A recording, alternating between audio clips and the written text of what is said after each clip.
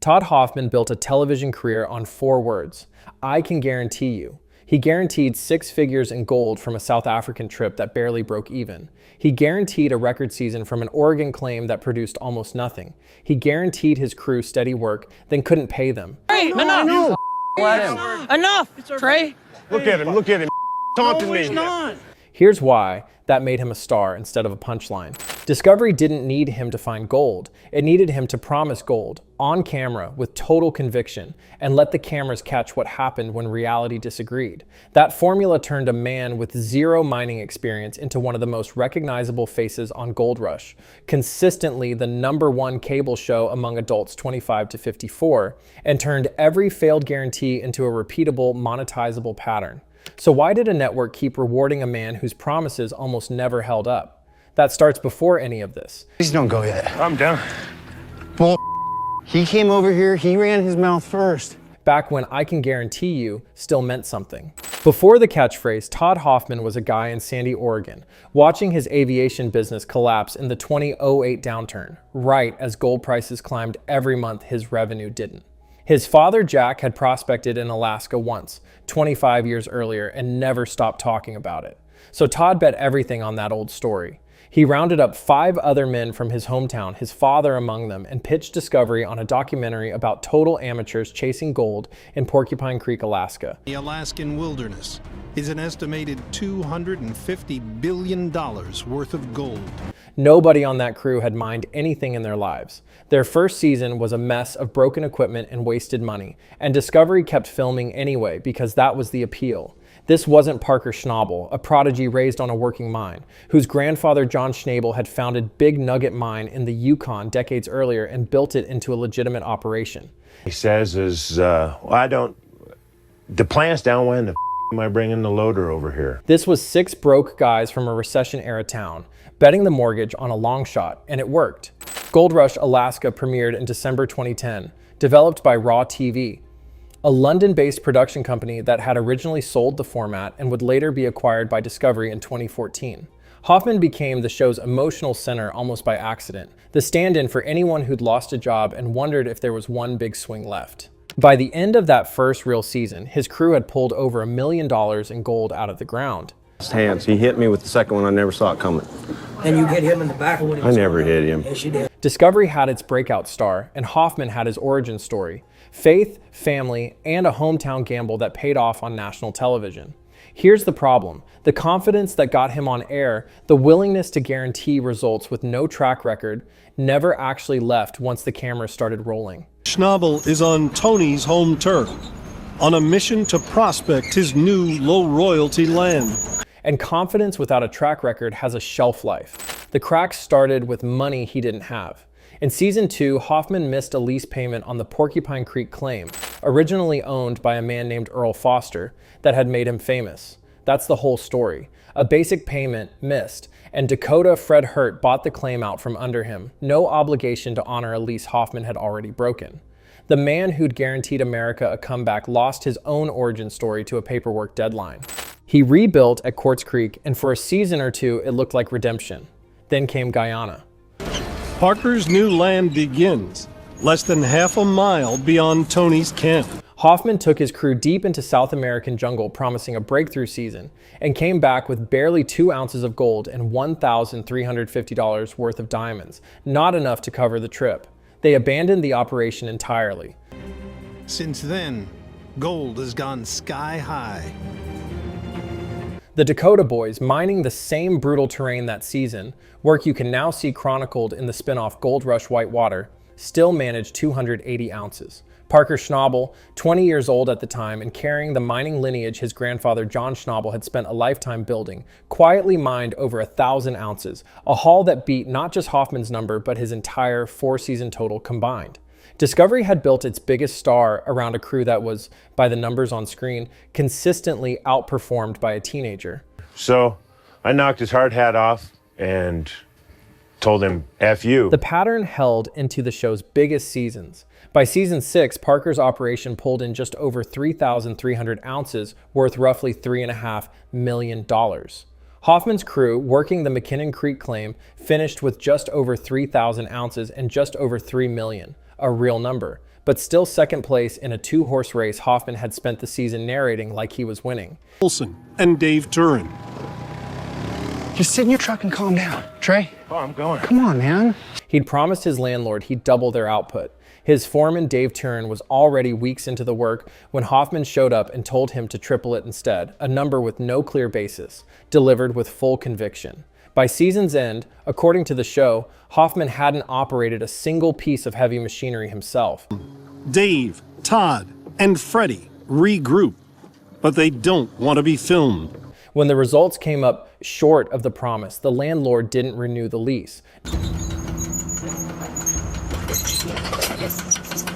Looks pretty quiet around here. No headline scandal, just a lease that quietly ended because the outcome, again, hadn't matched the guarantee. Season 7 made the pattern impossible to ignore. The crew moved to Oregon, came up short at High Bar, came up short again at Buckland, and by the time they scrambled to Fairplay, Colorado to salvage the year, they finished the season just over 1,100 ounces, essentially breaking even after 8 months of promises about records and breakthroughs. And the operation was straining under its own weight the entire time. Safety officer Trey Polson, a man with 2 decades of deep pit mining experience, resigned after a physical altercation with foreman Dave Turin, who resigned the same day. Turin, who had bought a 50% ownership stake in the crew for $500,000 just 2 seasons earlier, walked away, taking his investment and his experience with him in the same breath. Viewers who wanted the full postmortem on any given season could find it dissected weekly on Gold Rush The Dirt, the after show that turned production drama into its own separate franchise. You made it good. Yeah, all along here, they all yielded gold from the surface down to 20 feet. There's one more name from this stretch worth mentioning carefully because it deserves care rather than a punchline. James Harness worked as a mechanic on Hoffman's crew during the show's first 2 seasons. According to public reporting, Harness had a car accident that left him with chronic back pain, was prescribed pain medication, and struggled with dependency in the years that followed. Hoffman has described Harness's absences during that period as excessive. In 2014, Harness died of a stroke at 57. We don't know the full picture of what happened between Harness and the production, and we're not claiming Hoffman caused his death. What we do know is that a man dealing with a real, documented health crisis left the show, and the language used to describe that departure at the time didn't reflect the seriousness of what he was going through. That's worth sitting with, not joking about. Oregon. They're selling everything that's not nailed down. Another day, another $1,000. Then came the neighbors. Following the 2017 season, a group calling itself Save South Park filed suit to block the Hoffman crew from returning to their Colorado claim, alleging the operation disturbed residential land and ran heavy machinery at hours nobody had agreed to. It's not the kind of controversy that makes national headlines. It's the kind that tells you quietly that a production has worn out its welcome with the people actually living next to it. By 2018, after 8 seasons, Todd Hoffman stepped away. Officially, he framed it as choosing family over fame.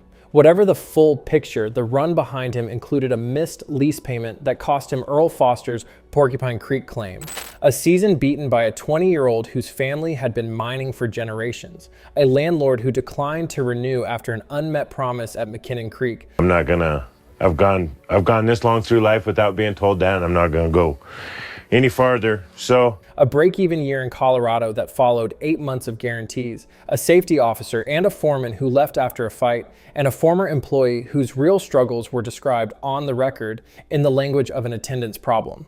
The guarantees had run out of runway. Here's the structural issue with Todd Hoffman, and it isn't really about mining. Television rewarded the exact habit that kept sinking his operations. Discovery didn't need him to find gold. It needed him to promise gold on camera and let the cameras capture what happened next. That's a workable formula for a TV show. It's a much harder one for a person to grow out of because the incentive to correct course was never really there. Every unmet guarantee just became next week's episode, and every break-even season got reframed on screen as a moral victory. Gotta stick together. We gotta get done. Hey, Freddie, do you want to talk about it? Nope. Instead of what the numbers actually said. So when he left in 2018, describing himself as a beaten man, the honest version of that moment would have meant acknowledging that the recurring problem wasn't the equipment, the landlords, or the weather. It was a pattern of promising outcomes he couldn't consistently deliver. Instead, 3 years later, he returned with a strikingly similar pitch. In the trailer for Hoffman Family Gold, which launched in 2022, he described walking away as a beaten man, then framed the comeback in 4 words that could have been lifted straight from season 1. No guts, no glory. Same mind north of Nome, same father and son beside him, same conviction that this time the number would land. The faith angle, which had once made him sympathetic, took on a more complicated role here too. When Hoffman said he was finally able to speak freely after years under contract, he used that freedom to admit the old show had drama and spice mixed in, while pitching the new one as the more honest version. That day, and I'm going to be honest with you, he has never done a single thing I've asked him to do. It's a softer kind of guarantee, but it's still a guarantee, and viewers who remembered 8 seasons of missed numbers were, understandably, split between rooting for him and bracing for the same outcome. His business moves since then follow the same logic. He built 316 Mining as both a mining operation and a merchandise and production brand, which means part of the business model now runs on the Todd Hoffman persona itself, guarantees included, rather than solely on operational results. There's really nowhere to start, so I'm just gonna dig a hole. That's not necessarily dishonest. It's just a system with very little pressure to ever actually change. For about 1 season, the fantasy was real. 6 guys from a struggling Oregon town betting everything on a story an old man told his son 25 years earlier actually pulled over $1 million out of frozen ground. That's the version of Todd Hoffman that earned the audience he got. Everything after that first win was Discovery learning his failures made better television than his successes, and Hoffman learning that failing loudly with faith and a guarantee attached was a viable long-term role. A missed lease payment cost him Earl Foster's claim and his own origin story. Better than, a couple guys' tempers. We just got to stick together.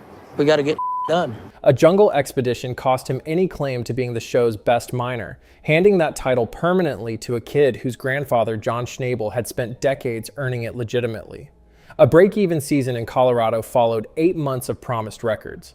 A brawl between his safety officer and his foreman cost him 2 of the people most equipped to keep the operation stable. And in the middle of it, a mechanic's real documented struggle got reduced to a note about attendance, a detail that deserved more care than it got at the time. And how long Parker continues as Tony's tenant at Scribner Creek. 2026, Todd Hoffman is still on television, still mining north of Nome with his father and son, with a net worth reportedly estimated around $7 million, despite a televised track record built on promises that rarely landed as advertised.